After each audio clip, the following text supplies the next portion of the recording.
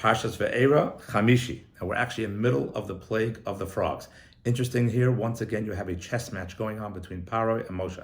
Moshe Rabbeinu approached Paroi at the end of what you read yesterday, and he said, when do you want this plague to end? And he said, tomorrow. So you have to just know ourselves, what's going on here? Why would he not say immediately? So there must have been something going on, like a poker game, that he thinks what I'm thinking, you're going to think today, I'm going to try to prove to you tomorrow. And one of the questions that's going to be asked is, how long was each plague? Here was the plague 7 days. Moshe Rabbeinu came to Paroi, and Paroi extended to the 8th day, or did Moshe Rabbeinu show up on the 6th day and it became the 7th day? Again, something to think about when we're going through the plagues. Next plague, we all know is famous, is going to be the lice. Two major differences in lice. First of all, there is no forewarning beforehand.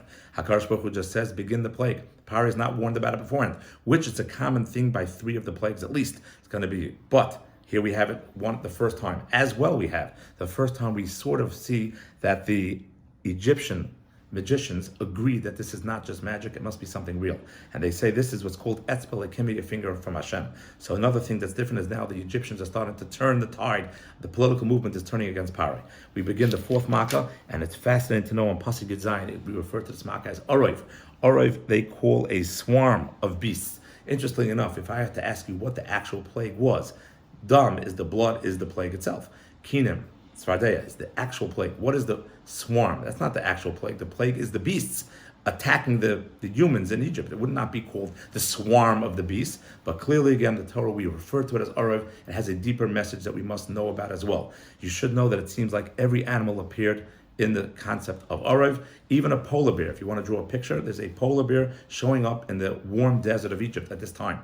A fascinating idea, according to the Hubner Maggid, is that the lice appeared again in Makkah's Orov. So you want to know a cute idea? Say what Makkah appeared twice.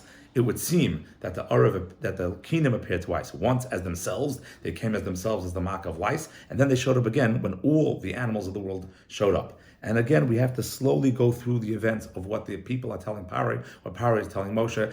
Even though this is a little bit of a longer than the last couple of days, go through it a little slowly, and hopefully you will gain immense amount of knowledge.